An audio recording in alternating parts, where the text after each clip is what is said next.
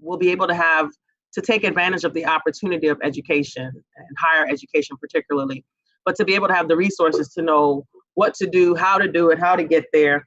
And we're not the experts, but we do have an education team at Tabernacle that is vested in making sure our students are able to take advantage of opportunities that are out here.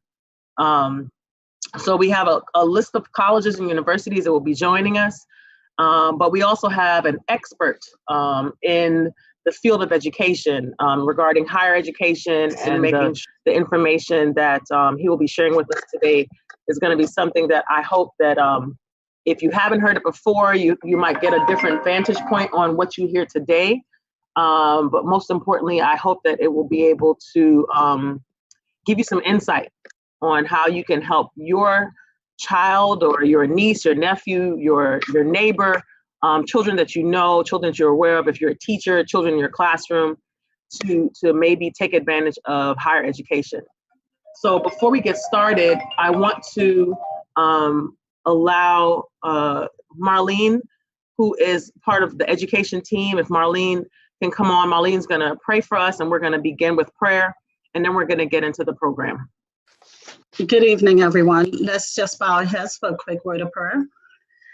Dear Heavenly Father, we just want to thank you for this opportunity. We want to take this moment to say thank you to our speaker, our main presenter, Mr. Williams, and to all the colleges and universities that are going to be presenting to us today. We know that knowledge is power, and so we thank you for the students that are online, as well as their parents who are available for this virtual college fair. We just want to thank you for loving us, for caring for us, for providing such wonderful programs for us, for having people pour their education into us. And we want to ask for a special prayer, a special blessing over Roxanne and her family, our education leader, as they go through this moment of bereavement. We pray that you comfort them and bring them peace. And we just want to show our love, and we want to let you know that we appreciate all that you've done. So thank you, Heavenly Father, for caring for us and bringing this program to us. And we look forward to the rest of the evening. Amen.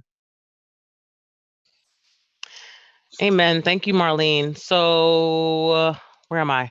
Okay, so I am actually getting messages for people that can't find us. And also, just in case you don't know, our program will also be on YouTube and Facebook, this program right now. So some students may not be on this platform in Ring Central, but if you want to ask questions and get involved and participate in the program, you might want to get on to Ring Central to make sure that you're able to participate as much as possible. Not saying that we won't be checking the other platforms, but it'll be best to be on this platform. So I don't want to introduce all of our schools right now because I think that would take too much time. So in the interest of time, I just want to introduce our first presenter, Cornelius Williams. I'm familiar with, I don't want to show how familiar I'm with him because it might show my age. But Cornelius is a college, I would say I know he has his own title, but I want to call him a higher education expert, in that he is also vested in making sure that our community gets better and the children in our community are able to have the opportunities that sometimes is not afforded to them because they just don't know. So Cornelius is a high school graduate of the South Florida area. He is now in the capital of the U.S., right, Cornelius? Yes. Yes, he's in Washington, D.C., one of my favorite cities. There he works with several different groups, but particularly he's working with us today to give us some more insight into colleges, universities, what's out there, financial aid, the questions you might have. He has a very great depth of knowledge as far as being that person. And he also has information as to coaching students before they get into higher education and helping them with that as well. So without further ado, we're going to start a little early because I know our questions and answers might go a little longer than planned. Cornelius, we want to start with you. And Okay. if you would just get started for us with your presentation, that would be so great. All right, here we go. Thank you. So thank you all for having me here. Just let me know, give me a thumbs up if you can see my screen here. I want to make sure. Okay, perfect. So welcome to our Understanding the FAFSA and College Search Process. Thank you, Ms. Grant, for the introduction. I am Cornelius Williams, graduate of the University of South Florida, as well as Northwestern for the individuals down south in Miami. I work with various universities, entities in the financial department, colleges, and high schools across the country. I've been in the field for about 6 years now since graduating from the University of South Florida.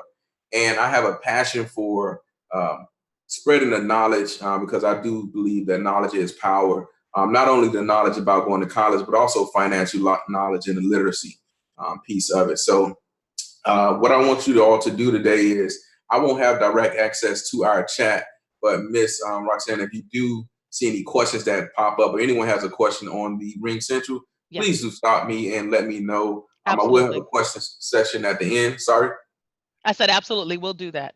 Okay, perfect. And if you get any questions from the other platforms as well. Okay. And so, all right, so here we go.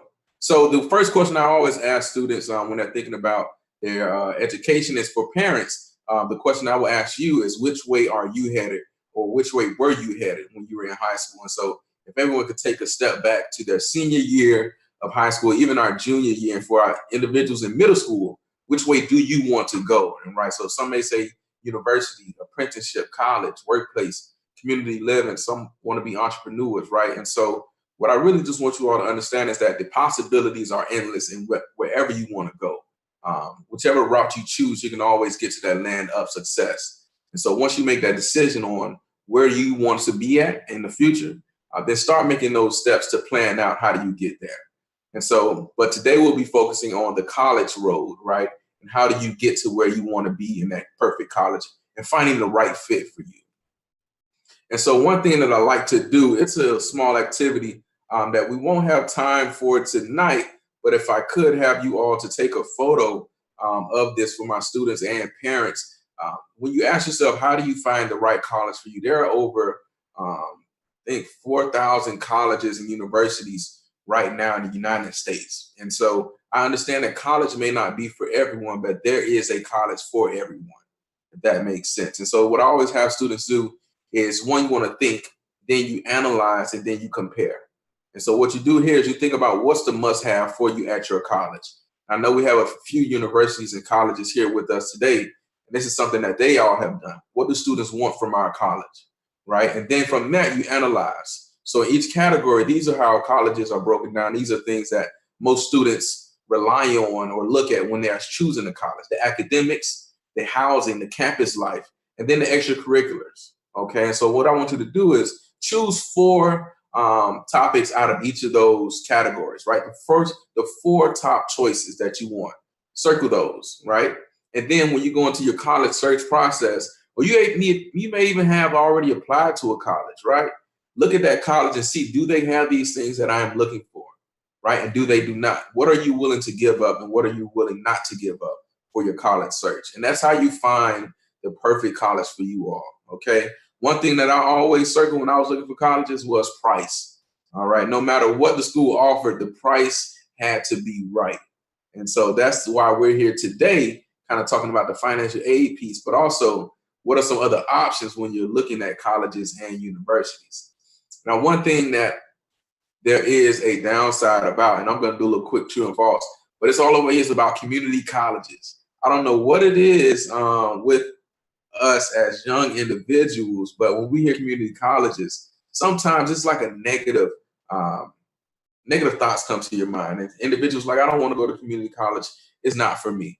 But here's a quick true and false that you can ask yourself, and parents, you also can ask your students or your nephews, individuals in your communities. And right, so we know that community colleges are often 2-year universities or 2-year colleges, right? But the biggest thing that some students say is that everyone who goes to community college is older and they're working.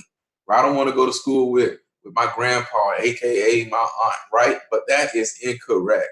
right? And so you want to make sure that you know that community colleges are for everyone.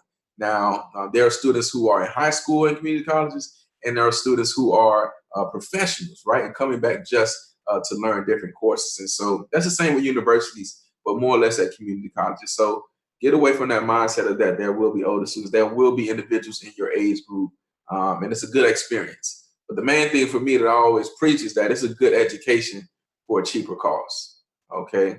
And know that when you go to a community college, you still have the opportunity to transfer to a four-year university. Okay, that's a really big step, right? To be able to go to get your associate's degree and then to transfer to a four-year college gives you a better chance to actually get into that dream school that you were thinking about when you were in high school.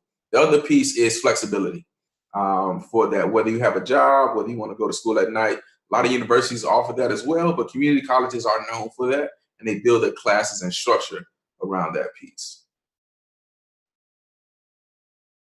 Now, here we are with the money piece, ladies and gentlemen, understanding the FAFSA, okay, the free application for federal student aid. We talk about money a lot. The biggest thing that students have told me why they didn't enroll in college, even though they were accepted to 50 colleges, was I didn't have the money, Cornelius. So the question that I asked them is, well, why didn't you tell me earlier, right? And so here we are. It's November 21st, 2020. And for students who want to go to college in 2021, the fall, this is the perfect time for you all to start finding those money opportunities, right? Aside from FAFSA, you also can do scholarships and grants, which we'll touch on a little bit later. So here are just some quick tidbits on the FAFSA tool, the actual process for this year, 2021-22.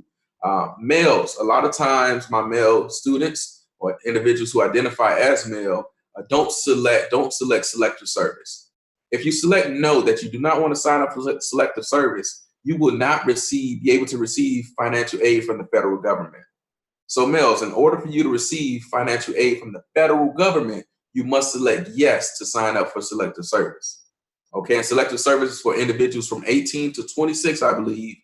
If there is a draft, which there hasn't been one in over 30 years, but if there is a draft for the military, then your name will go into that bucket to pull from. The other thing is all students should select yes to work study. Whether or not your parents are high income, middle class, whatever that may be, everyone should select yes for work study, because what this does is it allows colleges to see how many students, when they look at your FAFSA, how many students have been identified as quote unquote low income students or students who will receive grants. And then they will initially put your name in a bucket for students who are eligible for work study. If you select no, then there's potentially an opportunity that you may miss. Okay, for those who don't know what work study is, I'm sure our colleges will tell us about it later, but work study is for you to have the ability to work on campus while you are attending that university and college and receive funds from the federal government through your grant access. Okay, don't be like me and go get a job at the local mall, right, and have to schedule your classes around this mall schedule when work study works with you literally. The other piece is for students and parents. You all need to get an FSA ID.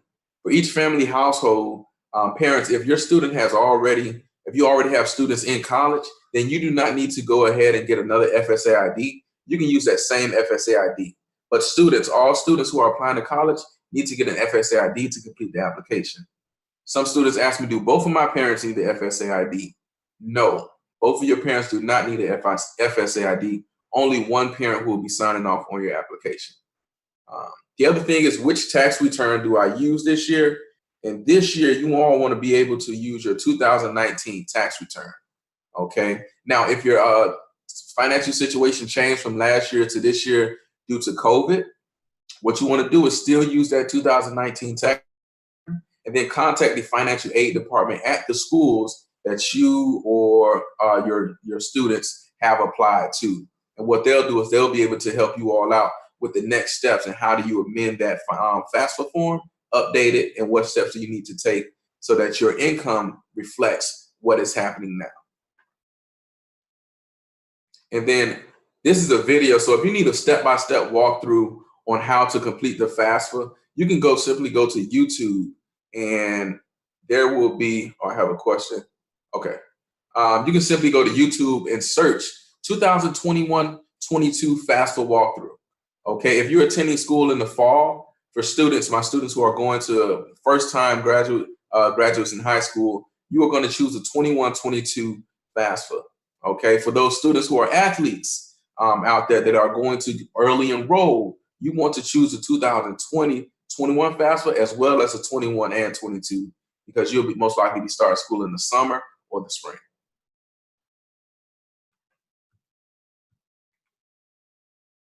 Now, these are just some more helpful tools for you all. If you need help with completing the FAFSA, these are my 4 steps, and these are the order that I tell my students who I work with every day. It's one, you want to visit the website, studentaidhelp.ed.gov. Every question that you can have is on the website, and they spell it out for you. If that doesn't help and you still need additional help, you want to contact the college that you're trying to attend for assistance. No luck there? Then you want to contact your school counselor, because they may be hosting additional workshops and trainings, or they may know the answer to your question. And then finally, if you need more help or additional assistance, you can schedule a one-on-one help session with a college consultant. Okay, so that's anyone who considers himself an expert or understands the FAFSA process and also the college process. So anyone, if you need help, you can contact individuals like me who can give you one-on-one guidance on how to get through that process. Now, so we talked about FAFSA, which is grant money. And one thing I want y'all to understand is the FAFSA is the federal grant money, right? It's like an umbrella. It's the federal grant money, but every state has additional grants and scholarships that they award students. In order to receive some of those scholarships, you all have to complete the FAFSA. Not for every scholarship, but for majority of them, okay? And so that's a big thing that a lot of students miss out on because they didn't complete their FAFSA. But here are just some other types of scholarships and ways that you can pay for college. One is merit-based. Based on your performance academically, need basis based on your financial need of yourself or your family, academic scholarships, and then athletic scholarships. One thing for my athletes out there who are applying to colleges and have been rewarded with not acceptance letters, but having been rewarded with, I'm blanking out right here. Individuals have been granted scholarships already and have the ability to attend those colleges. These are called our athletic scholarships, or scholarships. Thank you.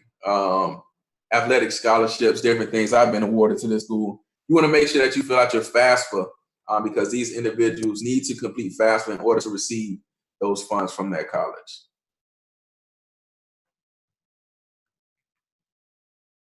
These are just some other tips on finding scholarships. You want to make sure you check the college's websites. I know that a lot of community colleges have scholarships specifically for students of that community or that county, as well as state schools and universities and private schools. Every school has a website that you can visit to check out what scholarships they offer. But you also want to check out the financial aid office, okay, of that school to ask them about additional aid and additional ways to find money for that. Other thing you want to do is check out your state government websites. Okay, so for Florida, you can search Florida grants or Florida scholarships. We all know about Bright Future scholarships. I'm a Bright Future recipient. It's an awesome way, easy way for you all to get money to pay for college. And then after that, you want to check with your local organizations, community foundations, churches, places where you work, students, right? Or places where your mom or father works, or your parent or guardian, or a place that you've been going to your entire life, spending money, spending time, a corner store. Listen, if you advocate for yourself, then you never know what can come from it. And then you want to use scholarship search engines. These are the most popular ways and sites that people go to find scholarships. And so I definitely recommend that you do it, but you have to treat it like a part-time job. I tell my little sister when she was graduating high school that if you work 8 hours if you work 8 hours per week at a part-time job and you receive $64 because minimum wage is $8, versus you putting in 8 hours applying to scholarships and you walk away with $15,000, which job would you rather have? Okay.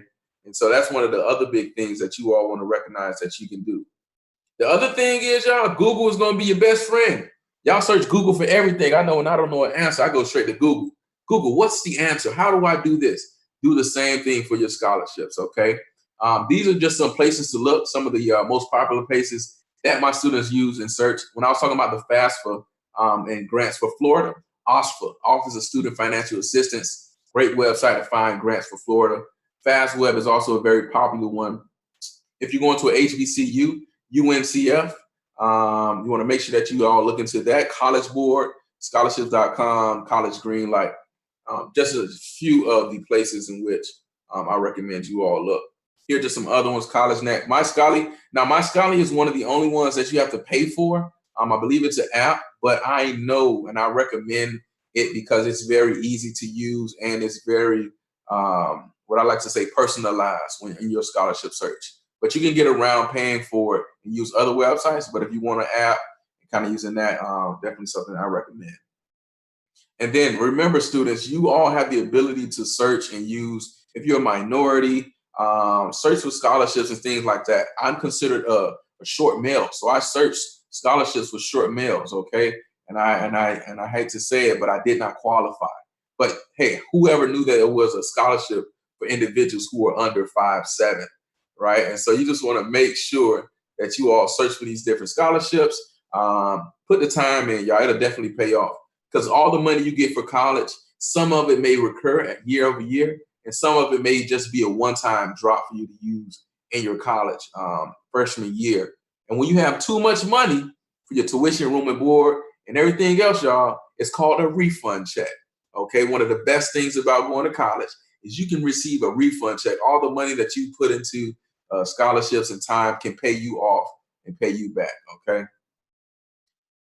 Now, here are some things to consider when you're choosing your college or university or your trade school, whatever program you're looking at, is you want to make sure that accreditation, right? So you can search for accreditation of certain colleges and who they're accredited by. But basically, this means that they're recognized by official state or national agency, right? And some scholarships and grants require that you attend an accredited school. Okay, so just look at the fine print when you're looking at those scholarships. The other thing is cost. How much can you afford to pay for tuition, rent, and food? Students or colleges will send you a SAR report, which is a student aid report. And sometimes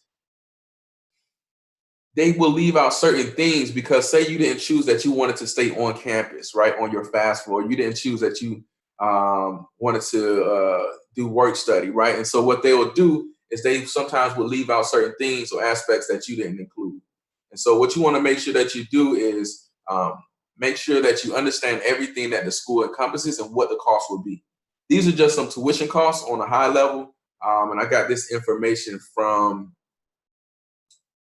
Department of U.S. News Today, I believe. And so $10,000 for your public institutions for just tuition, undergraduate, public out of state. You're going to pay more money to go out of state, depending on the college, right? And so it's usually double the tuition for in-state students. And then for the private nonprofit institutions, it's about $36,000.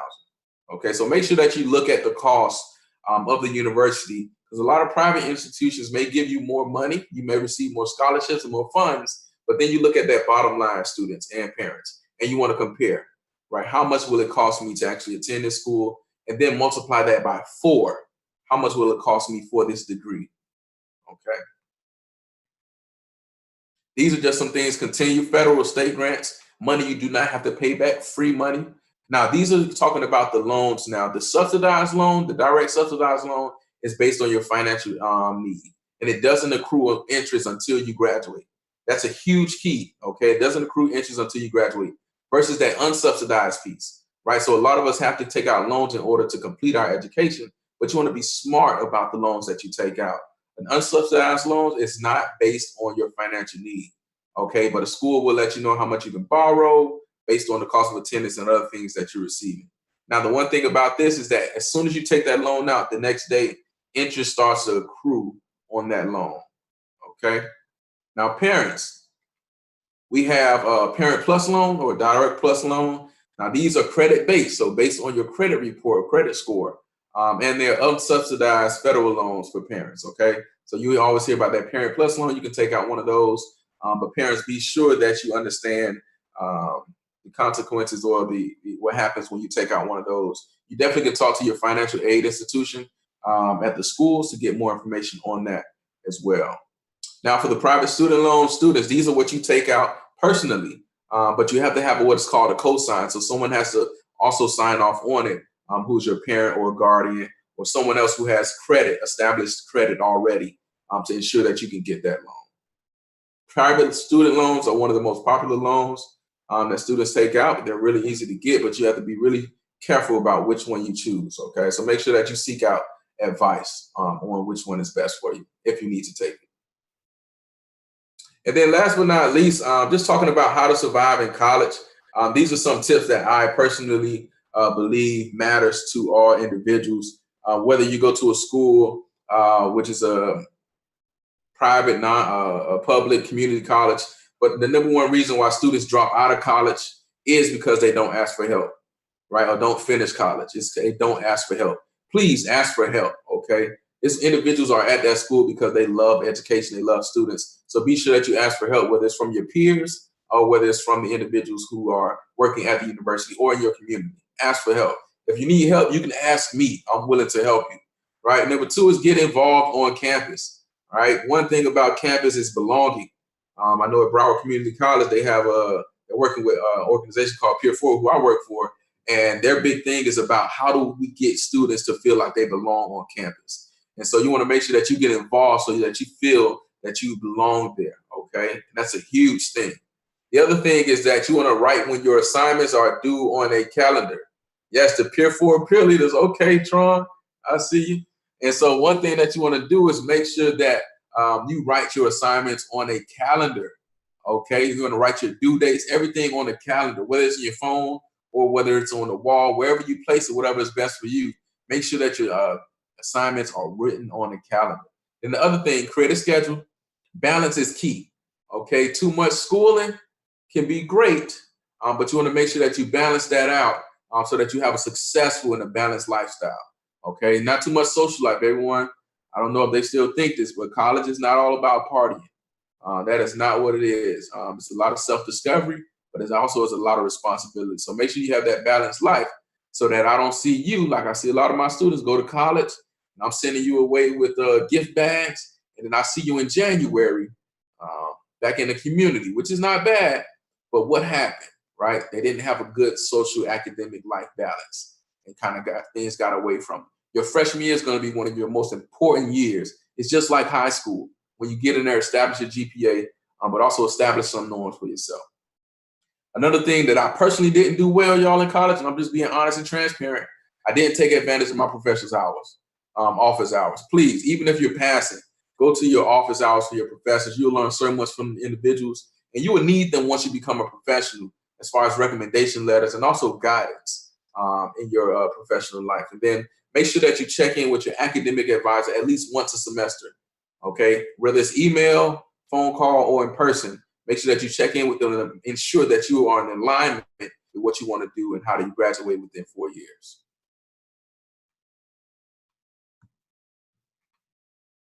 Any questions? Time for questions. If there are any questions out there, I'm looking in the chat now.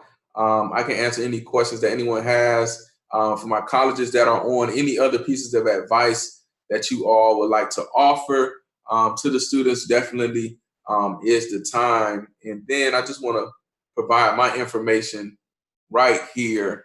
That's my email. It's my personal email. If anyone has any questions, I believe in the power of knowledge. And so this is my community. I believe in individuals who look like me, individuals who want to be great in this world, young individuals from wherever you are from, however you look.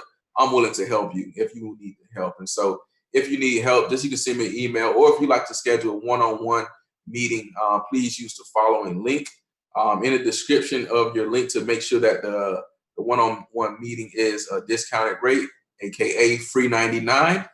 Please include the church name and organization and that you were on this session here so that you can receive that. Anyone have any questions? I think I'm on time. Wanted to leave some time for questions. I don't know if we're getting questions from the other platforms. I'm going to stop sharing just to make sure. Wait, put this up here. Hey, Shad, do you see any questions anywhere?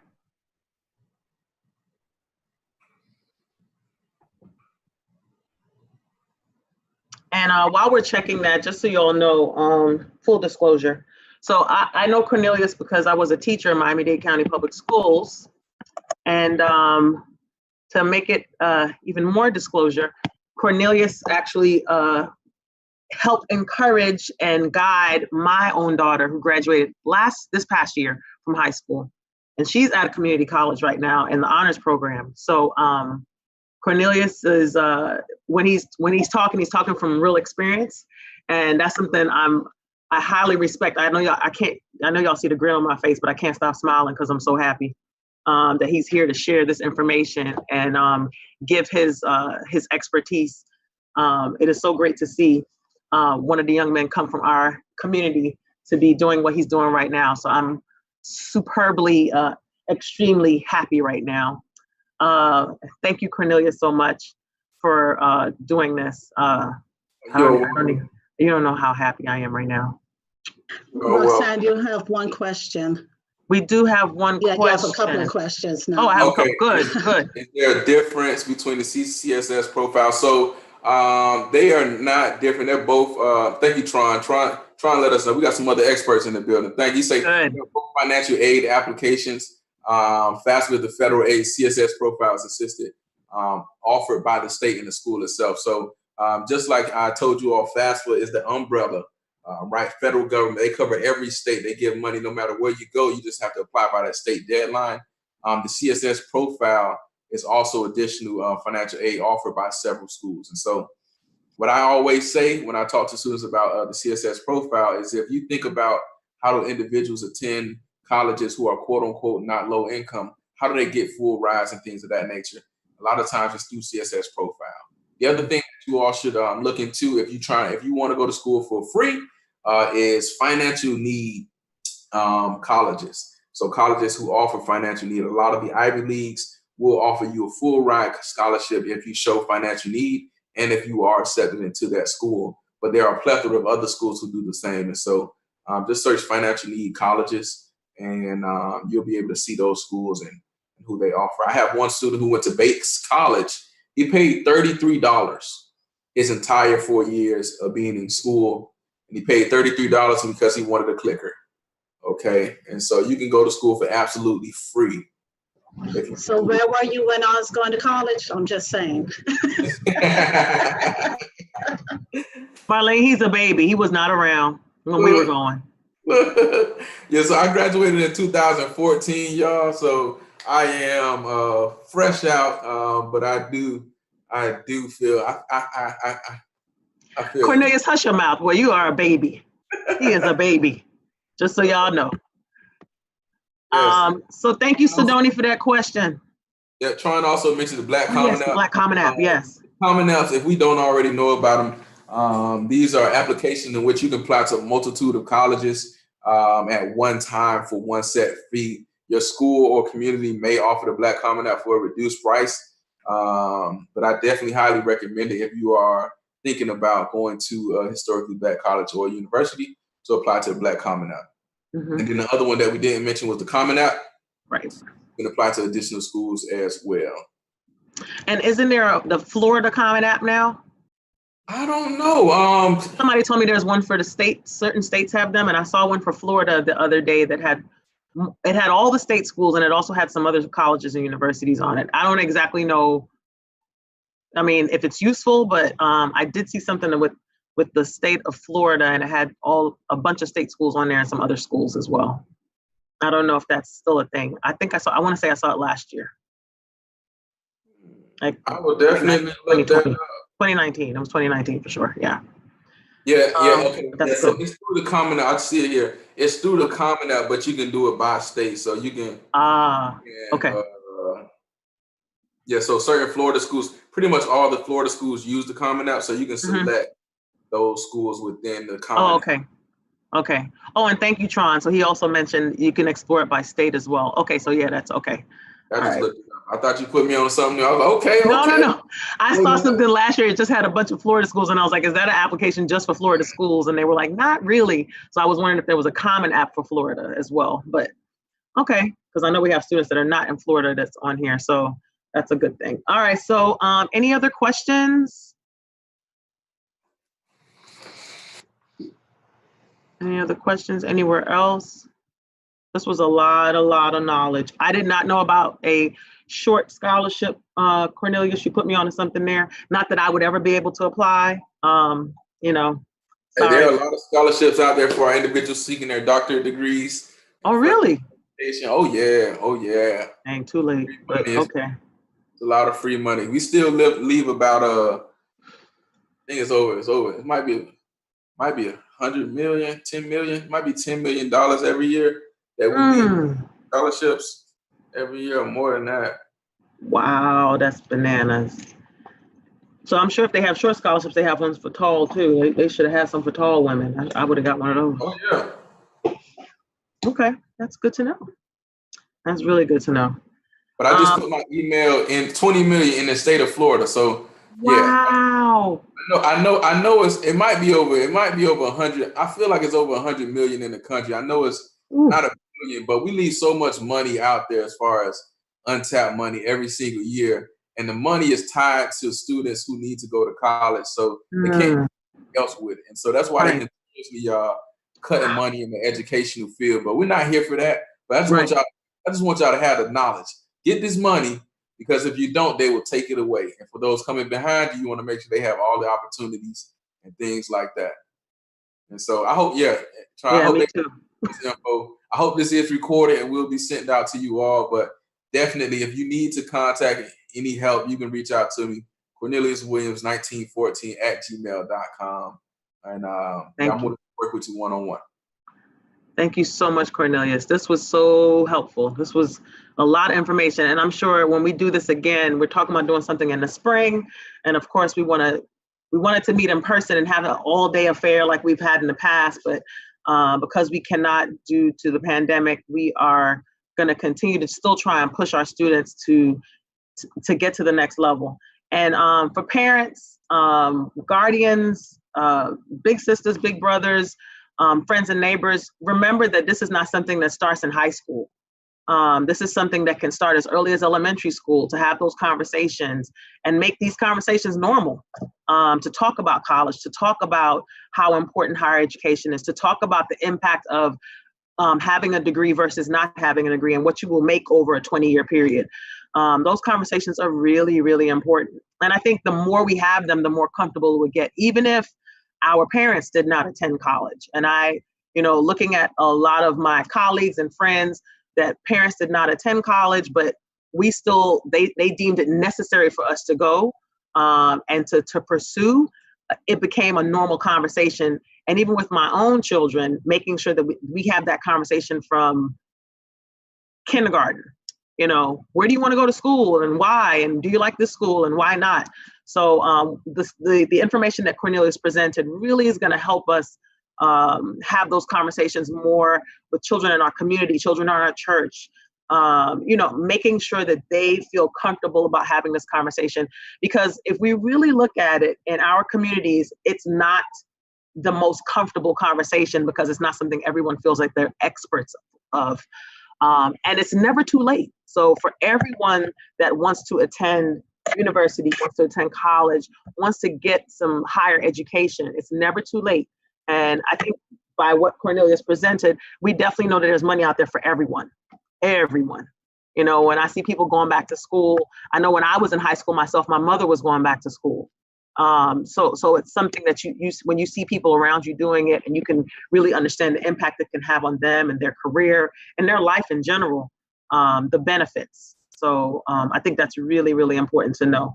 So we're going to make sure we keep that communication line open across the board. I want to add one more thing. You just triggered my thought process, and someone said in the chat, PJ, like for adults who are thinking about going back to college, or young individuals 18 to 24, no matter the age, I'm willing to talk with them. I work for an organization called Peer Forward, and we work with high school students and college students. So Broward Community College, like I mentioned, we have young adults at the college who help their peers stay in college. I've also worked with GED programs to help students get back into school and start college and kind of figure that out. So no matter who the person is, if they're not interested, if you need someone to talk to them, I definitely can talk to them. Florida prepaid. We got another question. Yes, Florida prepaid. I didn't mention this because it is something that families, I haven't seen families be able to get into the year that the student is going to college. It's more about pre-planning. So for those individuals out there who are thinking about younger individuals in elementary school or middle school even, Florida Prepaid is a program where you put money in. It's like a savings account that accrues interest. You can start putting money in to pay students for that person's education. And so when you think about Florida Prepaid, it's like if you started them a bank account today solely for college. And so it's definitely a great resource to have and to look into if you're trying to get ahead of the curve. Because the one thing that changes every year is the price of tuition. Okay. Okay. And inflation happens to us every year at a 2% rate. And so colleges have to stay on cue with that. And in order to keep their price down, they charge us a little bit more for other things like housing and food. And so to keep tuition down, there are other things that take a hit. But if you have Florida Prepaid and scholarships, it's a good way to offset that cost. That was a great question, Marlene. Thank you. Anything else that is jogging anyone's mind or something that I missed out on that individuals would like to highlight or speak about? I think before we get into the next section, something that you said that I even had an issue when I was in college many moons ago, I'm not going to tell my age again, is that asking for help. And I think that's something that, I don't know if it's a culture thing, but I know that we have an issue with asking for help, especially when we get to, it's like, I'm here now, I'm in college, I'm a college student, like I should know what I'm doing. But honestly, as a freshman, nobody has a clue. So I think it's really, really important to make sure you reach out to those people. And you mentioned, your professors and your advisors and all these people. It's really, really important to reach out to those people.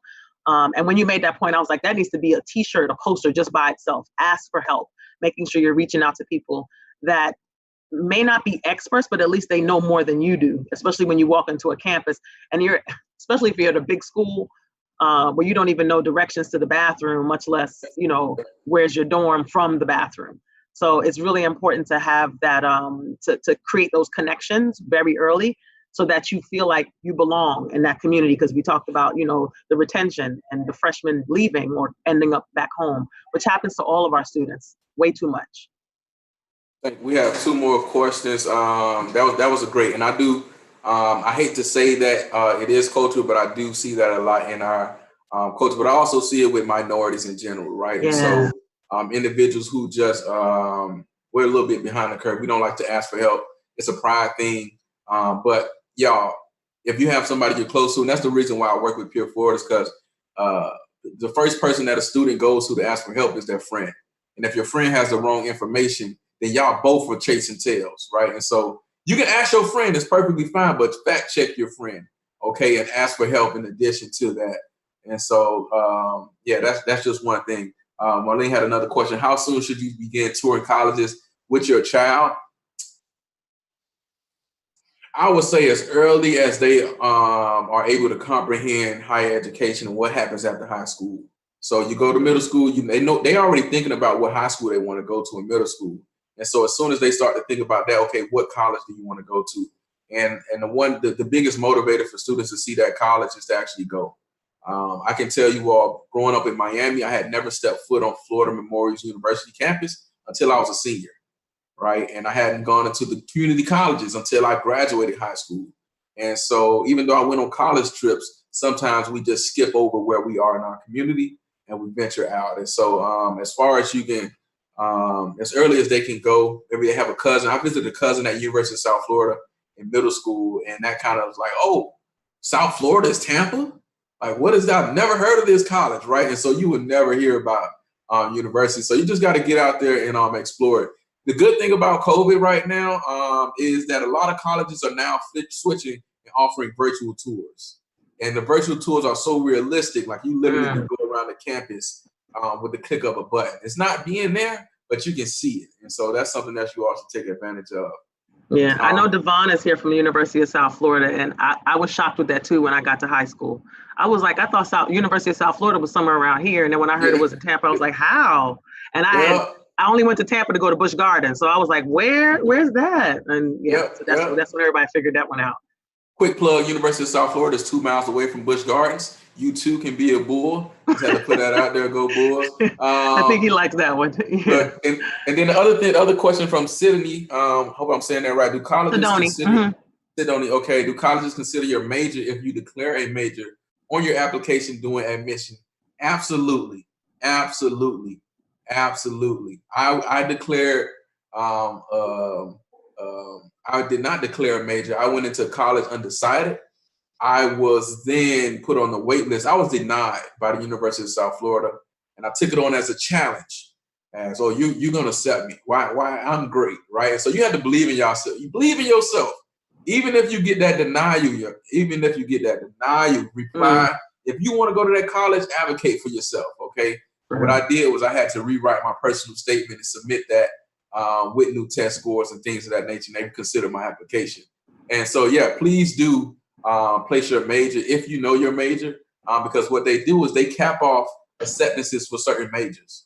So if you want to be a biomed major, they know that we're accepting 600 in biomed, 600 criminal justice, right, and things like that. Even though students change their major, it's okay to change your major. It is okay.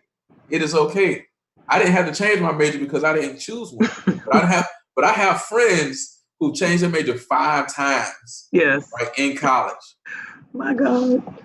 Not something I recommend, but follow your heart, follow your passion, and do what you got to do. If that's what you need to do, then it's okay. But make sure you consider, talk to your parents first about changing your major, and also your advisors, because if you change your major too late in the game, it can set you back. For sure. Lean not to your own understanding. Thank you, Tron. That is so true. Yeah, I thought I knew when I was that, what was I, a pre-law and accounting major? And I got in that accounting class. I said, oh, time to go. I dipped and went to study advice and changed my major immediately. Oh my goodness, that's so true. Yeah. All right, so thank you so much, Cornelius. And I hope you stick around because we're gonna have our introduction of some schools. We have over a dozen schools that have joined us today. So I'm gonna have a little roll call just to see who's here so we can have them join us and then give their introduction for their schools. And then we're gonna move on from school to school. So I'm going to go in alphabetical order so no one could get mad at me. So our first school is Alabama State University. Mr. Massey, are you here? I'm here. Can you see me? Hi. Hello. Great. So would you like to go ahead and introduce your school? Give us some info. Okay, I'll go ahead. Yes, my name is Randall Massey. I am a district recruiter here at Alabama State University. Just a little history about Alabama State.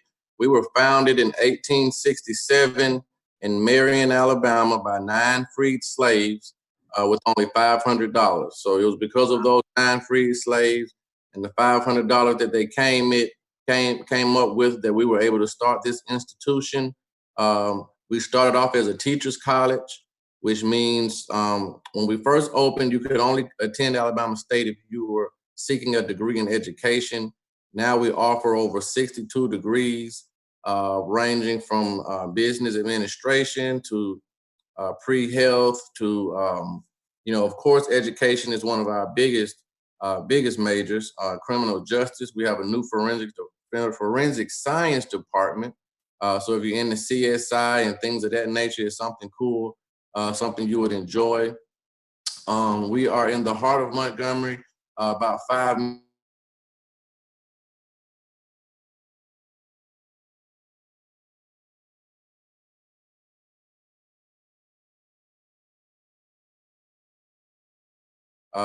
which is started. One of the starting members, Ms. Rosa Parks, she actually attended Alabama State University.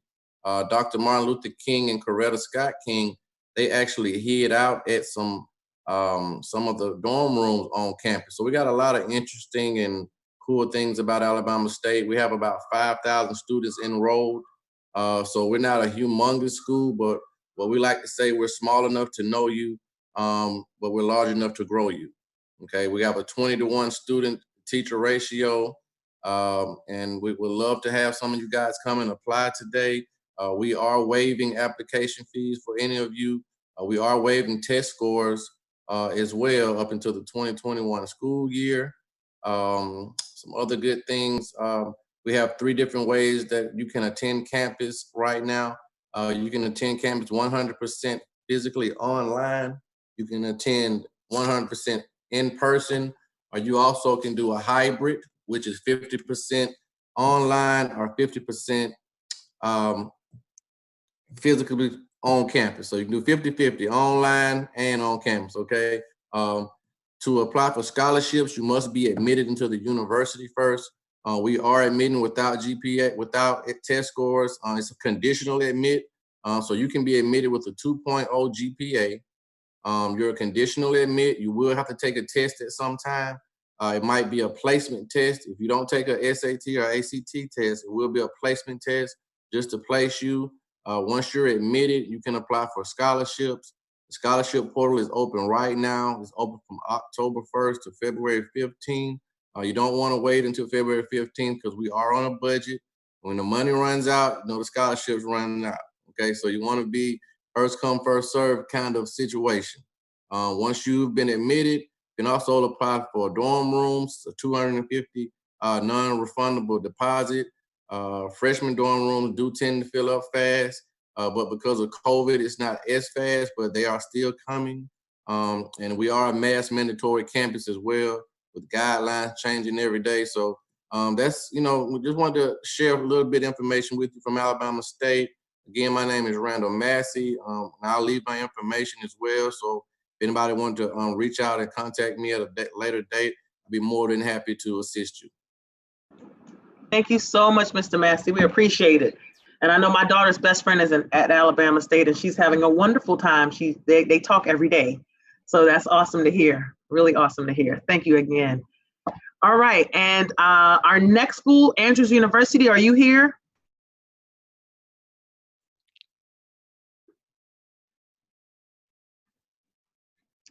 Okay, we'll come back if we hear from them. So our third school is Broward College. Tron, are you here? I am most definitely here. Am I coming in loud and clear? Yes, sir. Yes, you are. Okay. First of all, Brother Cornelius, I'm going to get in touch with you. We have lots of conversations to have. I hope everybody was listening. What he talked about, and I know I'm here to talk about Broward College. I know, I'm sorry, but I'm born and raised in Broward County, so 305 meets 954, you know, but I'm 954 all the way, 954 all the way. I have to do it. 954 all the way. And I know y'all have a wonderful institution in Miami-Dade College, other universities as well.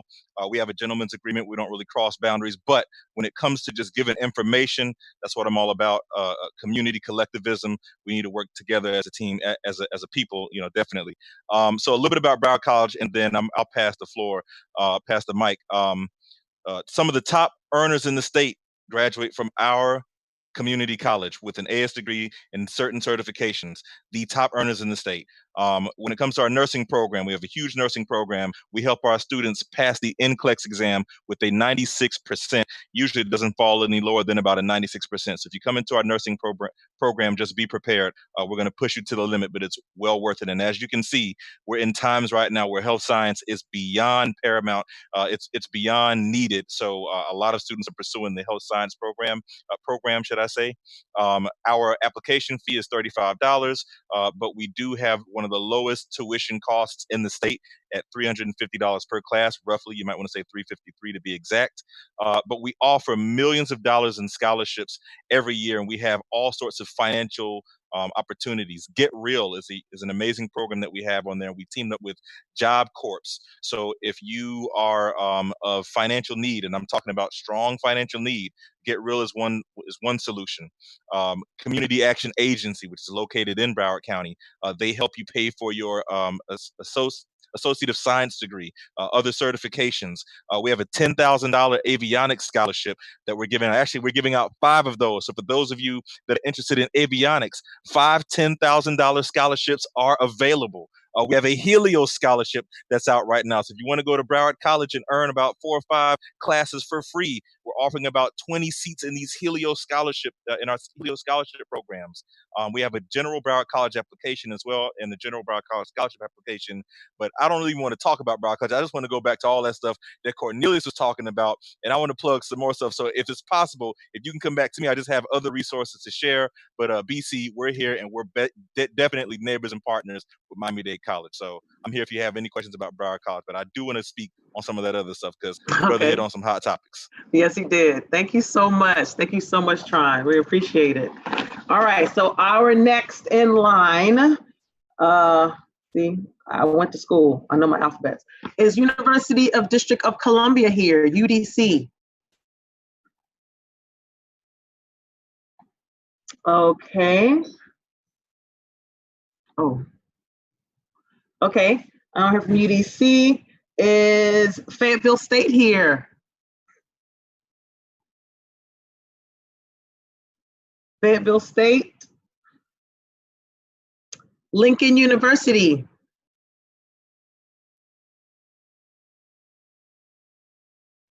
Lincoln University, not here.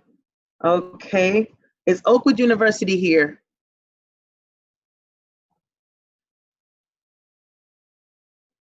Prairie View A&M here? I'm just going with the schools I had confirmed. Prairie View A&M here today? Okay. Our next school, Southern University A&M College. I know we have two Southerns. We have Southern Adventist and Southern University A&M. Okay. TCC, I saw Miss Savannah a little earlier. Yes, ma'am. All right, here we go. All right. I think my video is trying to, there we go. Hi, my name is Savannah. I'm with Tallahassee Community College, and I actually graduated from TCC just a couple years ago. So I know TCC as a student and as a faculty member now. So I absolutely love TCC. I would say probably the best thing about TCC is the low cost, which we've talked about a lot so far tonight. For one class, it's just going to be $303 for in-state students. And so compared to like FSU, which is right next door to us, that's about a third of the cost, which is really great for us because our students get to save a lot of money by coming to us instead of going to a university first. Because the 2 years that you do at TCC would be the same as if you're going to FSU or another university, except you're only paying a third of the cost, which is fantastic. And then like all the other ones, we have tons of scholarships. We give millions of dollars away every year in scholarships and financial aid. What I really appreciated as a student is we only have one scholarship application. So instead of doing like 100 different scholarship applications for TCC, you just fill out one. And then it goes to all of the scholarship committees. That is due February 15th for cycle 1. So definitely before then, fill it out. And then the cycle rewarding will start after that. And we do have work study at TCC. So definitely make sure to do that little check mark box whenever you're filling out your FAFSA. Another great thing about TCC is the Learning Commons, which is completely free tutoring for students. Definitely take advantage of that. You're basically getting a free A in all your classes if you utilize it. So why not take advantage of that? One thing that I really appreciated as a student was the small class sizes. So in your class, you're going to have about 25 to 35 students, where if you go to a larger university, you're going to have about 500 to 1,000 students on your first semester. So to be able to have that really like unique connection with my teachers, using their office hours every week because they do have 10 hours every week for students to come in and talk to them, was really great to get to know them during that. And a little plug is we were nominated as one of the top 10 community colleges in the nation. So as Cornelia said, that there are thousands of colleges and universities in the nation. So for us to be one of the top 10s is a huge honor. And that really was looking at how well our students are learning, but then also looking at our access and success of minority and low-income students. So we really are trying to look out for all of our students, which is really awesome. And then just a couple more points is, so we do have our 2 years for your AA, and we have transfer agreements with a lot of universities in Florida. So like FSU, FAMU, that are both local around Tallahassee. Once you do your 2 years here, you automatically can be accepted into FSU or to FAMU. Maybe not necessarily into your major, but at least you're into the university and can get started that way. But if going for like 2, 4, 6 years doesn't sound like your thing, we have over 70 AS and certificate programs. And so that's ranging from nursing, which is ranked number 7 in Florida, which is awesome. But we have our nursing program, we have firefighting, public safety, small business management. Like we just have a ton of different ranging from 1 semester to 2 years worth of AS and certificate programs. So if a lot of college doesn't sound like fun to you, then you can actually just go to TCC for a semester to 2 years and then go straight into the workforce. And then our application process, it's just going to be like a quick 30-minute fill out your basic information, no cost at all, no fees when applying. There's no minimum test score, no minimum high school GPA. You just apply and then you're in, but you will have to send that type of information. But the application itself really isn't stressful. So even if you're applying to a lot of the universities, you can also apply to TCC just kind of as a backup if you want to. And then if you get to a university or another college, then your application will just be void and it'll be fine. But because it's a free application, it's great to go ahead and do it. So you can go ahead and apply to scholarships, see what you can get, and feel out the waters, because getting money is very important for school, because school is not cheap. Even with it only being $300 a class, that adds up pretty fast. So get as much financial aid as you can, and we do offer quite a bit. So I'm going to put my information into the chat, and feel free. Email is the best way to reach me, but I'd love to talk to you if you have any further questions. Thank you so much, Savannah. That's awesome. And if everyone could please follow suit and make sure you put your information in the chat, we would really appreciate it so students can follow up. Again, we're going to have this Ring Central video inside of our YouTube page and a Tabernacle SDA Church. It's on our YouTube, and it's going to be also on our Facebook page. So make sure that if you forget anything, you could always check it there, or you can contact the education office at TAB, and we'll be sure to get that to you if you don't get it today. Thank you so much, Savannah. So is Southern University on now? Southern University, is she on now? Still doing roll call? Southern University, not yet? Okay, I just got a message. Okay, so USF, is Devon here? I know we've been talking about USF a lot. Yes, I am here. Hi, Devon. Hey, good evening. Give me 1 second so I can get my video started, and just put in my contact information in the chat. Okay, no problem.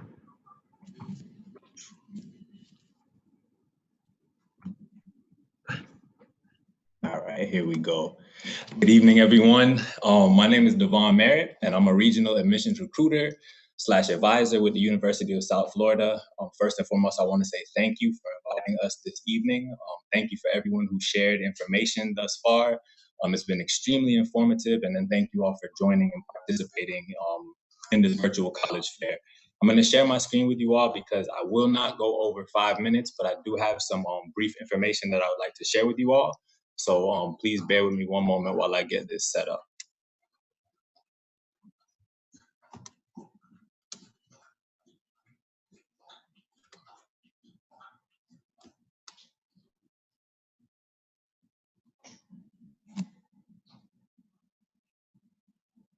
And is the screen visible? Yes, we can see it. Okay, perfect. All right, so a little bit about the University of South Florida. USF is a high-impact, top-tier, preeminent research university with a focus in student success. We were founded in 1956. And we have 3 different campus locations. We're in Tampa, St. Petersburg, and Sarasota. Now, originally being from Miami, Florida myself, just like Mr. Williams, I was slightly confused when I first heard about the university because I was not aware that the University of South Florida was geographically positioned in Tampa. But that is where we're located. Historically, each one of our campuses were separately accredited, but as of 2020, we have consolidated. So we have merged under one accreditation. So regardless of if you'd like to attend Tampa, St. Petersburg, or Sarasota, there's one admissions criteria. And you do have options to take advantage of everything that's available across all three of our different locations. Just a brief overview of the school. We have a total enrollment of about 50,000 students. Of those 50,000, around 37,000 are pursuing their bachelor's degrees. So we also offer master's programs, doctoral level programs, certificates as well. The average classroom size is about 33 students. And right now we have a variety of different models. Very similar to Alabama State, we have a hybrid model, we have in-person model, and then we also have strictly online model as well. Diversity is something that's embraced and celebrated at the University of South Florida. So we have students from all 50 states, over 145 campuses represented, and then about 41% of our students identify as coming from a diverse background. There's also a lot of diversity pertaining to majors and academic choices that you have. There are a variety of options. Some of the more popular at our institution are our medical programs. We have an accelerated program for students looking to get their bachelor's as well as their MD program, a variety of nursing programs, engineering, and business. But whether you're interested in the arts and sciences or one of those more popular majors, there are a number of opportunities for you to take advantage of at USF. So I would love to speak with you guys more about the institution and what we have to offer. I did place the contact information inside of the chat, so please feel free to reach out to us via email, and we'd be happy to answer any questions and talk a little bit more about the university. Our application is online very quickly. The priority deadline is January 1st, so that's been extended this year. We have rolling admissions, so you can apply for the fall entry term, the summer entry term, or the spring entry term. And it takes about 6 to 8 weeks to get a decision back from us once all of your application materials have been submitted. So if you'd like to apply, the application is open to you. We are not test optional at this time. The Florida Board of Governors has not made that determination. So at this moment, we are still requiring either the SAT or the ACT to be submitted, but you can apply even if you haven't tested yet and you are sending those scores later. So don't let that be a barrier to prevent you from applying if you are interested in USF, and please feel free to reach out to us and take advantage of all of the rest of the information and resources being shared tonight. Thank you. Thank you, Devon. Thank you very much. And we're definitely going to take that information. And I hope all our students and parents are listening and taking advantage of this information. Again, this is just making sure we open up those opportunities. And you're another Miami homeboy, I see. So that's a good thing to know as well. All right. Okay, so is Southern on? Southern University? Not back yet? Okay. So I'm gonna keep going. Okay, we have Union College. Is Ryan here? Ryan Millsap? Yes, I'm here. Hi, Ryan. How's it going? Good. Glad you made it. Yeah. My name is Ryan Millsap. I am an enrollment counselor at Union College. Union College is actually a private Adventist Christian college in Lincoln, Nebraska. So here's the thing, especially from Florida, people think Lincoln, Nebraska, what's out there? It's got to be like cornfields and cows and like nothing else. But I promise you that's actually not the case. Lincoln is actually the capital city of Nebraska. And so it's not a huge city, but it is still a city with a lot of things to do. And just an hour away, we have a bigger city, Omaha, that has technically, debatably, the #1 zoo in America between that and San Diego Zoo. But I'm gonna go with Omaha. And so the thing about Union as well is we are a smaller school. So we're very small. We have yearly probably around 700 to 800 students every year. But what the thing about that is that we actually have an atmosphere that I had never seen before. I graduated from Union, so by my senior year, I decided to go to Union, and then I realized that through a campus visit, I was like, you know what, this is the atmosphere that I want. It's a very family-oriented atmosphere. So as soon as you step foot on campus, you realize that I'm not just a number. I'm actually a person to every single person here. They know me. They know my face. They know my name. Instead of just, oh, that's that one person. we're a school with more than 50 majors, majors, minors, and emphases. So some of our top majors are nursing. So our nursing NCLEX pass rate is actually 100% almost every semester. And if it's not 100%, then it's about a 97%. Because usually it's around maybe one student might not pass it and then they just pass it their second time. So it's either 100% pass rates every semester or 97% pass rate. And then we have business, education. We have a program called International Rescue and Relief, where it's a mixture between medical, but also, Adventist EMT type stuff. And then our, pre-professional options are also some of our top degrees. So pre-med, pre-dent, pre-occupational therapy, pre-physical therapy, stuff like that. So because we're a small school, we have an 8-to-1 student teacher ratio. And so the thing is not only do you get to know your fellow classmates and other students, but your professors get to know you very, very well. When I was a student, I was actually eating dinner with my professors probably once a semester, me and my friends. And that's just the case in general. When you go to Union, you recognize that the professors are really, really wanting to make sure you succeed because they know you for who you are. And so that's just part of the small school atmosphere that absolutely makes Union just different than anything that I had seen. As well, 100% of our students get scholarships. So regardless of what your GPA is, you will get a scholarship. Obviously, your scholarship is going to range depending on what your GPA is, because we are test optional. So we have officially gone test optional starting this year, where the only reason that you would need to take either your ACT or the SAT is because you are wanting to shoot for the full ride scholarship that we have, where you would have to have a 3.9 unweighted GPA and either a 33 ACT or 1500 on the SAT. But other than that full ride scholarship, we are completely test optional. We do have sports as well. We have about 6 sports: basketball, soccer, golf, gymnastics, volleyball, and I believe there's one more that's not coming to mind. But those are some of the sports that we have. Something new, a couple things new that we have started this year as well, other than just the test optional, is that every single freshman gets a life coach when they come into Union. So we know that the transition from high school to college can be a difficult one. So we wanted to make sure that our students were as successful as possible and make the good building blocks. And so every single freshman gets a life coach that is there to help them through any decisions that you're making throughout your freshman year. So whether it's you're undecided and you're wanting to figure out what major you want to go into, if you're having a hard time with time management, if you are struggling with studying, you have a life coach who's there that is going to meet with you regularly to be able to help you through any of those things that may be difficult while you are a freshman.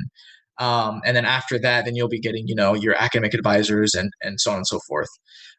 Also, that's new this year is that from here on out, every single program before graduation is going to have an internship.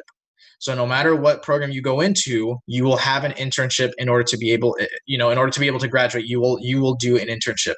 So the internship, though, it's not like it's just there's this one internship that everybody has to do depending on your major. It's you will decide what internship you want, whether it's, having an internship in the city of Lincoln or an internship in Florida or, anything like that.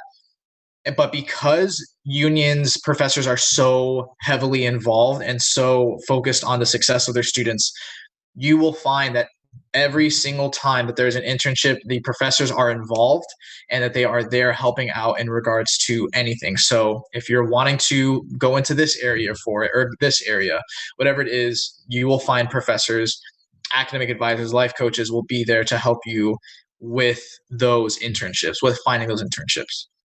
And then as well, if you're wanting to come for a visit, we have suspended on-campus visits, but we do virtual visits. And so if you're wanting to schedule a visit and maybe talk to a professor or a program director, then you can definitely do that still. And you can if you schedule a visit, then more than likely you'll be also talking to me. I am the enrollment counselor for the state of Florida. And so if you are wanting to visit, then I will put the link. I'll put all my information right there in the chat. But I think that is everything. And so I appreciate you guys. I actually was born in Orlando. And so I got a lot of family out there, and I love, whenever we were able to still, I would always love going out to Florida. And so I appreciate you for inviting us. And yeah, if there's any questions, I'll put my info on the chat. Thank you so much, Ryan. I'm so glad to finally meet you after all the emails back and forth. And I'm glad to know you're also a Florida boy. That's good. Okay, so that's great. Thank you so much. Awesome. So next on our roll call, Washington Adventist University. Are you here? Okay. Keep going. Xavier University. Ryan, are you here? Okay. I think I have two more I can find. Okay, so that was it for my A through Z, because X does it. Any schools that came on later that I did not get a chance, you did not get a chance to present as yet?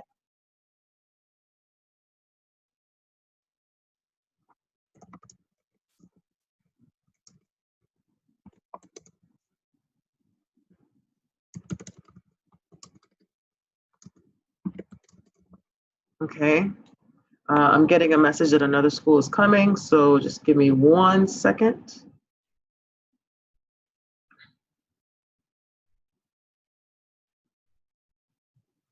Oh, okay.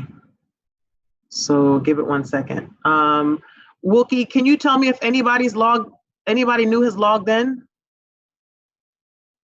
Not at this time. I think she was trying to log into the wrong place. She's found it.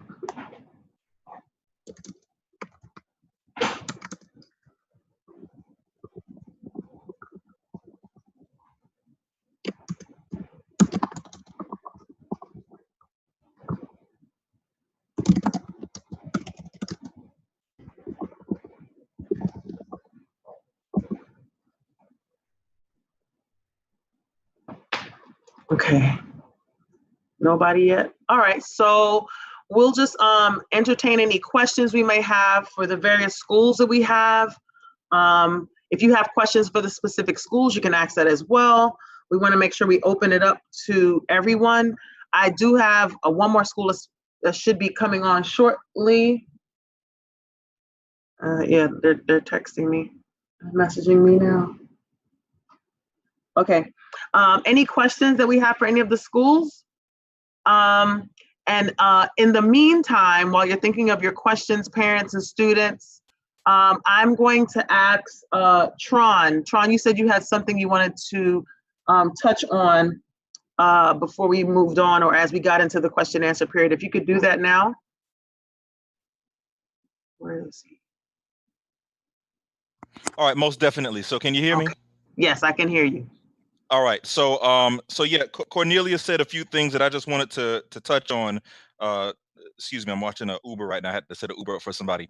So Cornelia said a few things that I want to touch on, and I'm going to share my screen. I hope I have capability to do so. Y'all, we have to use our time wisely. We have to. I'm going to ask y'all in the chat. So all my students and parents, I want you to put this in the chat. I need everybody to chat, all the parents and students, other colleagues and members of Tabernacle.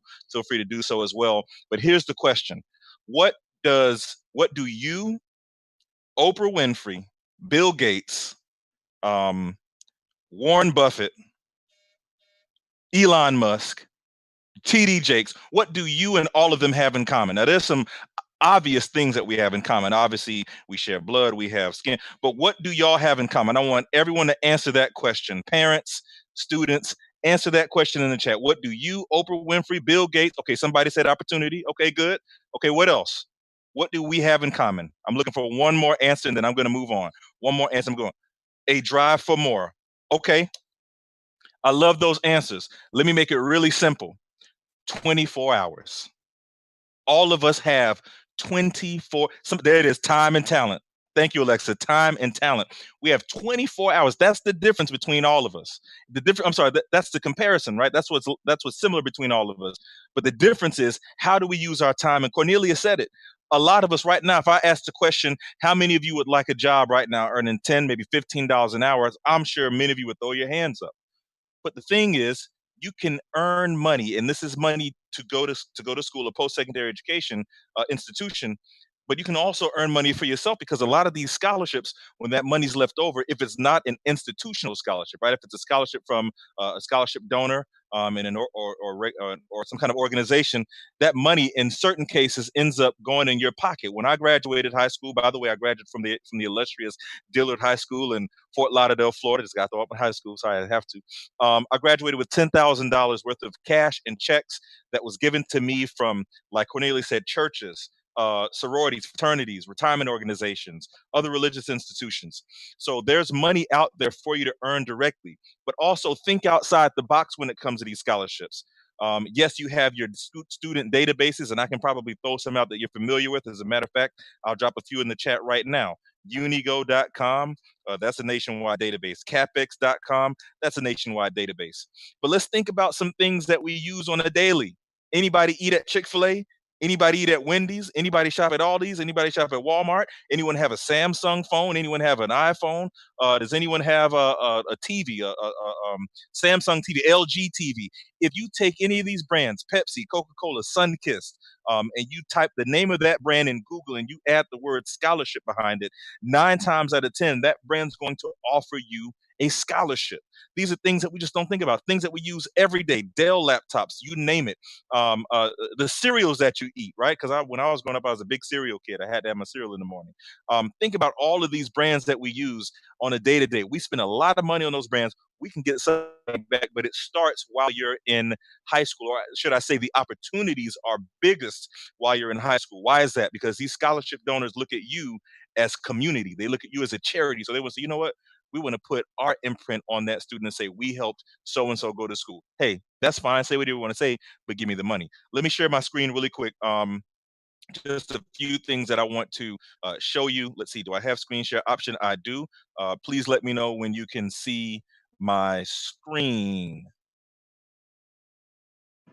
All right, can everyone see my screen? Yes, we can see your screen.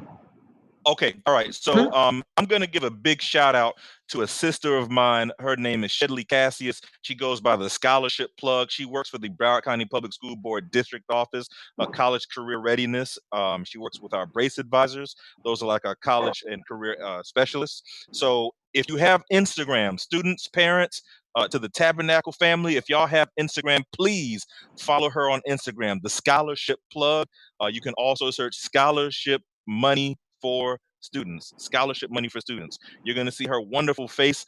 This sister posts all kinds of crazy scholarships, and I'm talking about stuff that I've never imagined. Okay, here's one right here, George W. Jenkins Scholarship Award, full cost, 4-year tuition at the University of Miami. Look at that deadline, it's December 1st. Okay, let me scroll down and just let's see what else we have just really quick. Free speech essay contest, award up to $10,000. And I mean, I can scroll through. I don't have Instagram. I don't really, but follow her on Instagram. She has all kinds of scholarships, and she's helping us find different ways of searching for these scholarships, right? How much time do I have? Because I can go for about 4 hours. So you tell me when I need to stop. Am I good to go for another 5 minutes? We do not have 4 hours, Tron, but we can give you. But we do have one more school that did join us a little late. Okay, but that's fine. Yeah. But you can go ahead, and then we'll have our representative from Southern join us. Okay, perfect. And by the way, to all of the other universities and colleges out there, let me say this. Although I represent Broward College, I am more of the mindset of whatever's best for our community. So whatever's best for the students, wherever y'all want to go, be successful. Please be successful. So choose the right college that fits you. When you have a chance, students, go to YouTube and just type in millions in scholarships. This is one of my favorite videos to show. I'm not going to play it now, but this young lady earned $1.6 million in scholarships, and you'll find dozens of cases like this. It goes back to the question that I posed at the beginning of my piece here, which is, how are you using your time? Use your time wisely. So go to YouTube and you'll find these. I'm going to give you 3 tips, and then I'm going to shut it down because I want to be mindful of the other presenters. But I'm going to give you 3 tips that you can use when it comes to applying for scholarships. Some scholarships don't even require essays, right? But for the ones that do, here's what I would encourage you to do. Write the essays right now. The first essay should cover your career goals. So what do you want to study? What are you going to school to study, right? And if you don't know, be honest about it. The second scholarship should cover your dreams, aspirations. What is it that you want to see more of? You know, since we we in the church, you want to see more people, you want to seek salvation, you want salvation to spread throughout the world. Okay, that's great. What about when it comes to homelessness? You want to cure homelessness or cure the common cold, whatever that is. And the third scholarship should cover a personal bio. Tell us who you are, trials, tribulations, what have you gone through in life? Most scholarship essays are going to ask something relative to one of those 3 topics. So do yourself a favor now. Write those 3 essays, 300 to 500 words each. As you're applying for essays, you won't have to reinvent the wheel, folks. You know, all you have to do is just change the verbiage, change the title, submit it, and keep going. There's a young lady that I know who graduated from Deerfield Beach High School in Broward County. She applied for 60 to 70 scholarships during her senior year in high school, earned $38,000, 15 grand went in her pocket. 15 grand. Imagine if she would have started as a freshman. Write those 3 essays. And this is what she did. She wrote 3 essays and just reused them. Write those 3 essays. Talk about your dreams and aspirations. Talk about career goals. Talk about yourself, trials and tribulations. 300 to 500 word essays. Reuse those essays. There's so much more I can go on, but I have to be mindful of the other presenters. So I'll pass the floor back to you. Thank you so much, Tron. That's some invaluable information.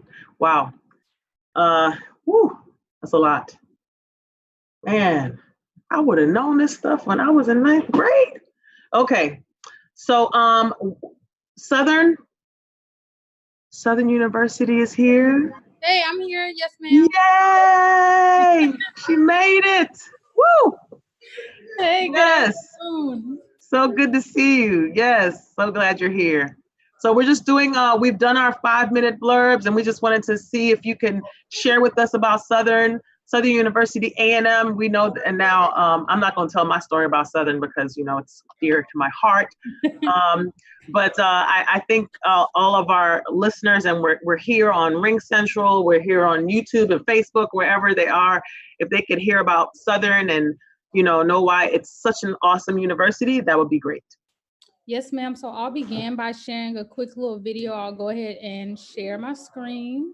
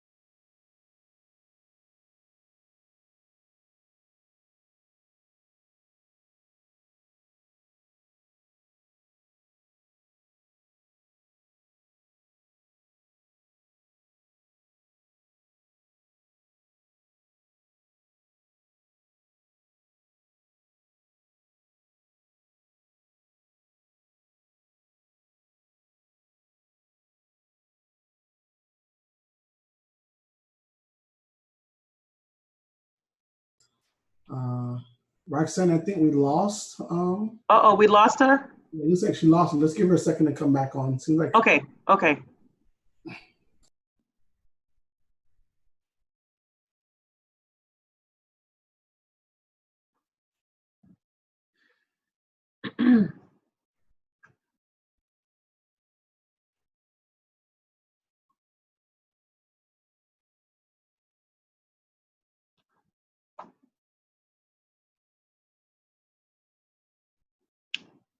Okay, she's back.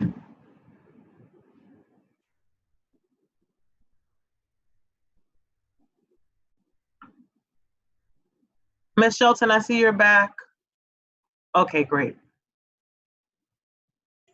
I'm sorry, I'm going through a lot of technical difficulties. It's okay. It's one of those days. It's okay.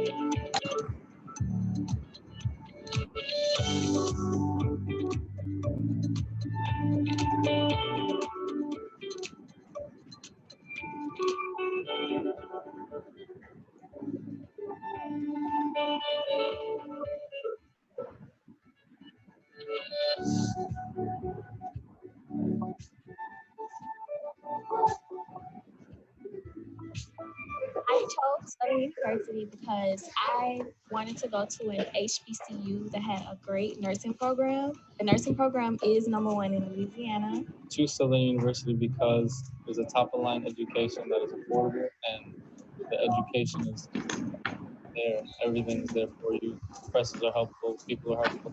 Everything you need.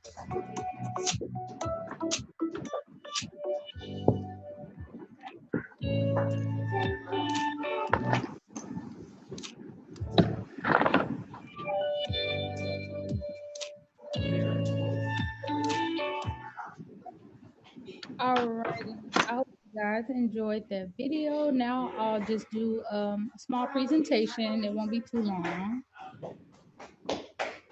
Alrighty, good afternoon, guys. I am Miss Shelton, representing Southern University and A&M College out of Baton Rouge, Louisiana. And I just graduated from Southern myself just last year, May 2019, and I got my Bachelor of Arts in Mass Communications and Broadcast Journalism.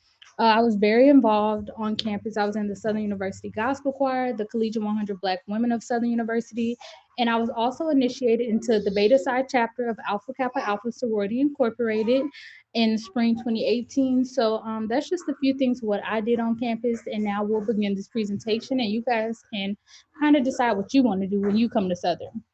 So we imagine you at Southern University and A&M College, and this is hosted by the SU Office of Admissions and Recruitment. So Southern University and A&M College is located in Baton Rouge, Louisiana, and we're also known as Southern U, Southern University, SUBR, SU, it's all the same thing. And we are a public historical Black college university, which is known as a HBCU. We are the largest HBCU in Louisiana, and our mascot is the Jaguar, of course. And we are a part of the Southwestern Athletic Conference, which is known as the SWAC in Division I. And we're also known for the Human Jukebox, which was established in 1947, and we are internationally re-owned. So a few fun facts about Southern. We were founded in 1880 in New Orleans, Louisiana with 12 students, and we later relocated to Baton Rouge, Louisiana in 1914. Our campus consists of about 512 acres in addition to 372 for our Ag Center, and we have 13 student residential halls. We have over 60 undergraduate, graduate, and doctoral degree programs and over 100 active student organizations. If you guys have never been to Louisiana, our weather is kind of similar. It's very hot. We have hot summers, not too cold of winters. And also a couple more fun facts. We are the only HBCU land grant university in Louisiana, and we are the only HBCU system in the United States. So what that means is our system consists of 5 different campuses. We have the main campus, which is SUBR. We have Southern University Law Center, which is located in Baton Rouge, and we have the Southern University Agricultural Research and Extension Center in Baton Rouge. We also have a campus in Shreveport, Louisiana called SUSLA, and a campus in New Orleans called SUNO. So here's our awesome recruitment team. On the far left, we have Mr. Mark Young, far right, Mr. Malik Smith, and myself, Ms. Shelton, in the middle, and there are our emails below if you guys need that. So what Southern is most known for is their excellence, pride, and tradition. That is what our school is built off of, and that's what it will continue to thrive off of. We're also known for our nursing school, which is ranked #1 among HBCUs. We're known for our law program, which is #1 in the state of Louisiana. And what makes us #1 with that is we have the most affordable tuition costs for law school. Also, we have an awesome engineering program with partnerships with DXC Technology and Entergy. A lot of students also come for our computer science major and our College of Business. And with computer science, we do offer cybersecurity, which we have a partnership with the FBI. And for our College of Business, we do have accounting, finance, marketing, and management. Also, we are the only HBCU to offer a degree in philanthropy. So if you're interested in that, SU is the only way to go. So here's an example of what the freshman dormitories look like. You have 2 beds to a room, and 2 rooms are joined by a bathroom. And there's 4 rooms to a suite, which comes together by a common living area. They are air conditioned, and they are private living areas with baths. We do have microwaves and refrigerators in each unit, and also laundry facilities on each floor, as well as computer labs. We also have internet connection in each room. We also have card access and video surveillance for security for those dormitories. So how to be a part of the Jaguar Nation? You can apply at www.subr.edu/admissions. And the required documents needed for that is your ACT/SAT scores, your final high school transcript, your immunization records, and your 12th grade senior class schedule. So once you upload all that, you will receive your admissions decision, and then you can complete your housing application. And after that, you can register for the new student orientation. Also, make sure to complete your FAFSA. That is a requirement. FAFSA opened on October 20 October 1st, 2020, and it's still open. Make sure you guys get that done. Whatever university you choose, FAFSA will be needed, and that's how you get your money for school. So here's the cost of attendance. For an in-state resident, it's $8,125, and for an out-of-state resident, it's $11,800. The tuition price is $8,236. Your housing is $1,825. Your meal plan is $1,560. Your cable and internet fees is $167, and your mailbox rental is just $12. So that all comes together for your $11,800. So let's talk about how to pay that off. Southern University offers many scholarships. Just like the other recruiter was saying, make sure you guys apply for all scholarships. But our three main ones are the Joseph S. Clark Presidential Scholarship, which will need a 3.8 GPA, 30 on the ACT, and 1,400 on the SAT. And that'll cover your tuition, fees, room, and board. The Jesse N. Stone Scholarship, which you will need a 3.6 GPA, 28 on the ACT, and 1,320 on the SAT. And that covers your tuition and fees. Also, we have the President's Legacy Scholarship, which you will need a 2.7 GPA, 23 on the ACT, and 1,130 on the SAT. So with you guys being out of state, we do offer an out-of-state fee waiver, and the criteria for that is to have a 2.5 cumulative GPA on your final academic high school transcript. And once you guys begin at Southern, you have to maintain that 2.5 and have 15 hours per semester, and that will be applied to your tuition costs. So if you have any questions, comments, concerns, feel free to email me, Mr. Smith, Mr. Young at any time. I'll put our emails in the chat, or if you guys want to reach out to us through social media, we do answer as well. So here's our other contact information. Our office phone number is 225-771-7827, or you can just email admissions@sgbr.edu. Once you guys want to turn in those official documents, you can just email them or scan them over to admissions@sgbr.edu as well. And that will be all for the presentation. Thank you guys so much for listening. If you guys want to ask some questions in the chat, I'm open to answering them, or if you want to ask questions now. But that's all I have for you. Go Jags. Thank you so much. Thank you so much. If you could put your information in the chat, at least we would really appreciate that. That was good. Thank you. Yes, ma'am. And, thank you guys for attending. Of course. Thank you for coming. Thank you for coming. I appreciate all the schools that attended. Do any of our students, parents, anyone? I saw another question. I think Alexa had posed another question in the chat about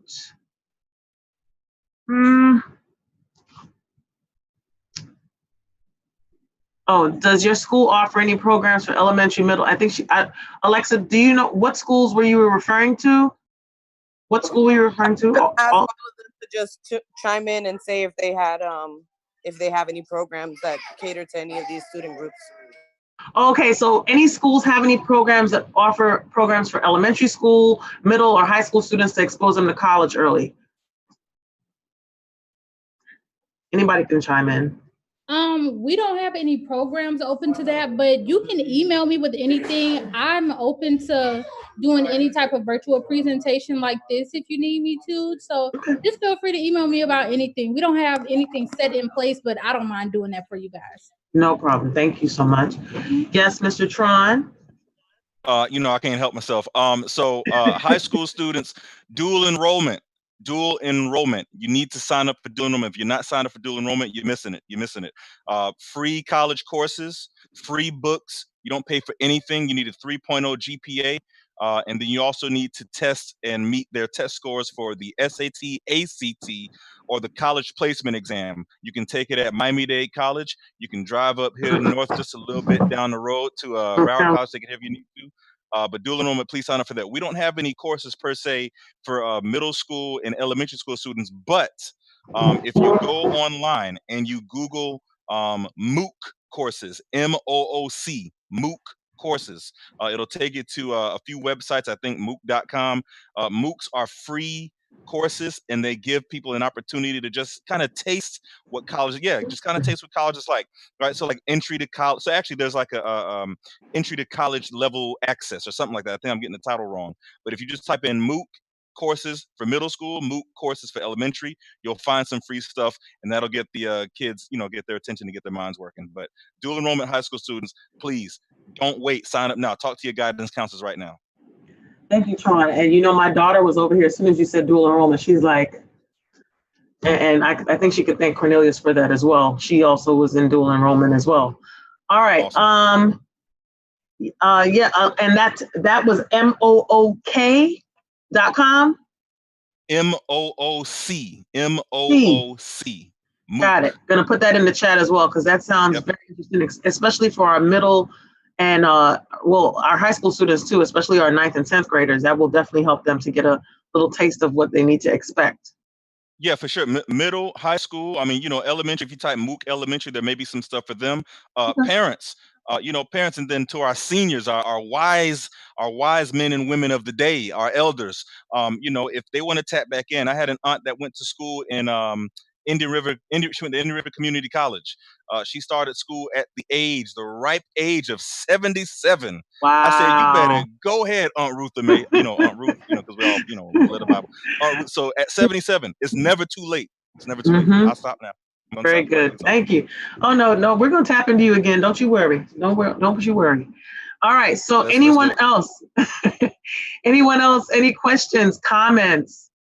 This has been very, very helpful. And I really, really hope that our parents and students are able to get some benefit from this.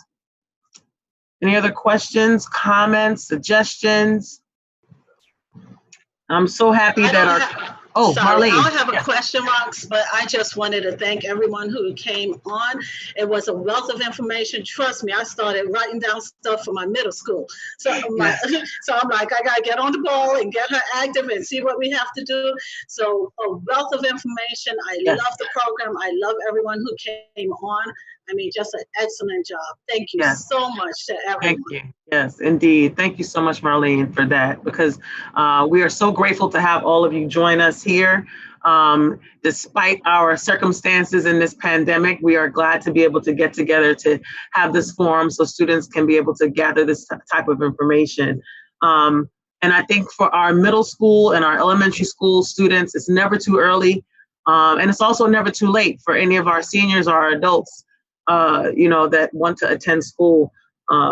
But any last minute or last minute, I'm lost, last comments that anybody has right now, we could say it now, and then if we have any more questions. But something I did want to talk about, I heard Tron talk about it, about a young lady who applied to different companies. And just so y'all know that stuff really works. I was one of those students where my second year of college, I was redshirted, and my scholarship, my athletic scholarship, because of how serious my injury was to my knee, my coach said, we don't have the money for you. But my mom also said, we don't have the money for you.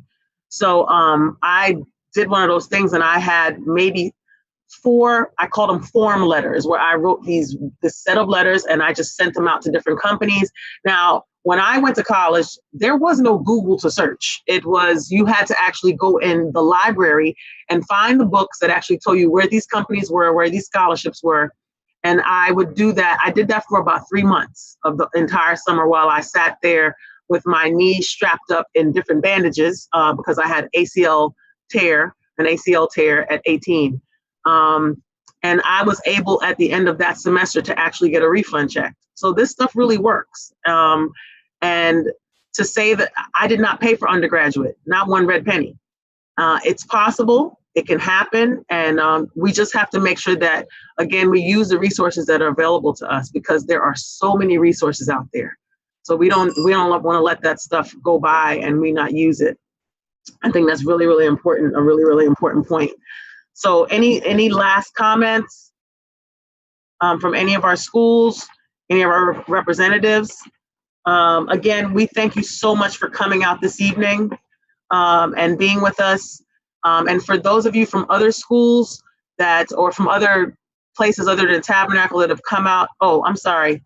I do have a Facebook question, how to contact us for more information. So I don't know if they're talking about the actual schools or the education team, but what we're going to do, we're going to compile the list of our colleges and universities that came today, and we're going to post that in our chat on Facebook.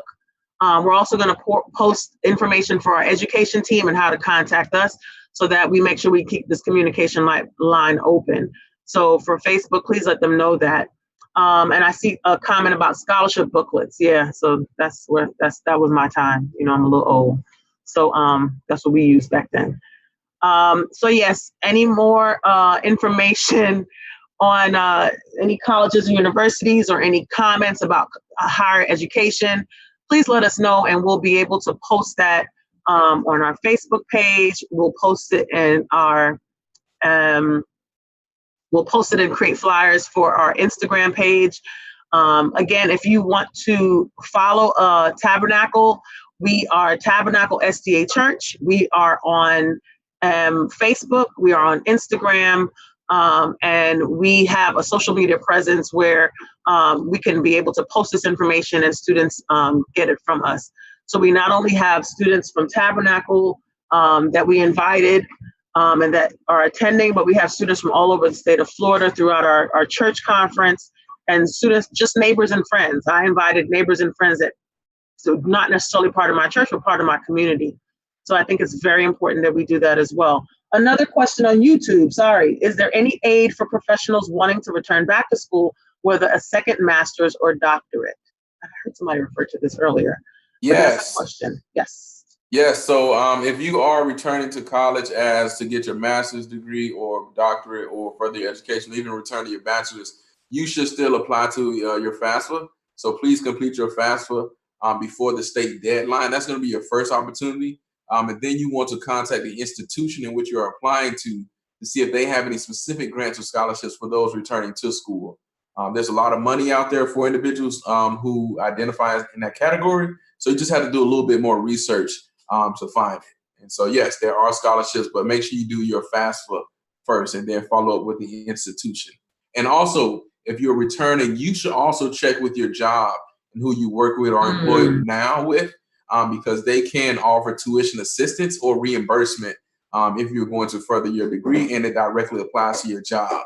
Different organizations have different bylines and guidelines for that. So you just have to contact your HR department to see what's in your employee handbook.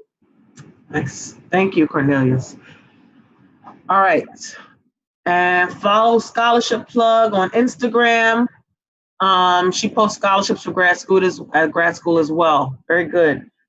And that's a good thing. I need to contact mine, of course. If they give me some money back. I didn't even think about that. All right. So that's good. Any other questions from YouTube, from Facebook?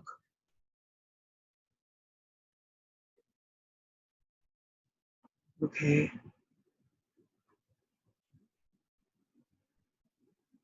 You're welcome. April Sawyer, that name is familiar. So my student's stalking me now. Okay. All right, so I think this concludes the fair. And again, like Marlene said, we are so grateful to have all of you here. Cornelius, thank you so much for that presentation. You know, our students will be better for this. Our parents will be better for this.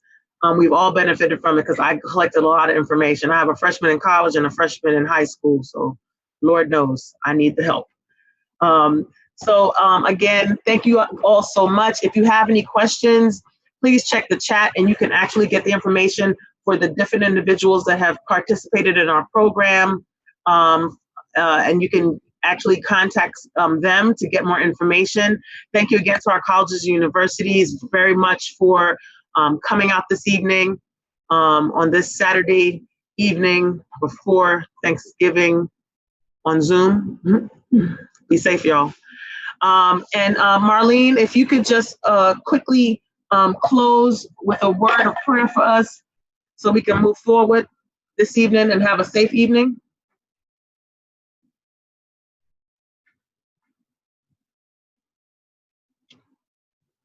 Marlene? Sorry, I was looking for my unmute button. Okay, let's pray.